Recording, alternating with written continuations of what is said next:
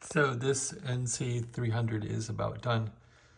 I've calibrated it. However, I can't really get this little bolt back in. It's too hard to reach, or that one. So those were taken off so I could remove the side to fix the turret. However, I can't get the bolt in through there. As you can see, I just can't.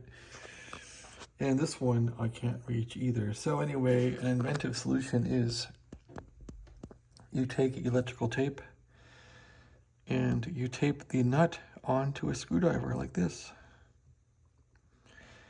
And then you can use the soldering iron to burn a hole in this thing and remove the extra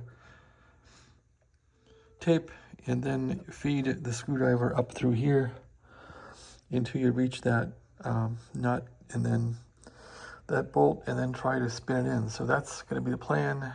How this will look behind is I'll be coming in like this. In fact, I can demo with this little screw here that's laying around. This has a nut on it, but you get the idea. I'll come in from behind this thing and spin it with one hand, and I'll be trying to put it in like that and get it to a thread. So that's what I'm gonna do. I don't want to leave those out. It would make the video look terrible, and I want to finish this. So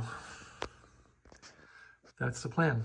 Anyway, that's how to put a difficult bolt into a NC300 national receiver. Thanks for watching. Yeah, the front panel bolt. Have a great day. I guess it's called a screw, actually.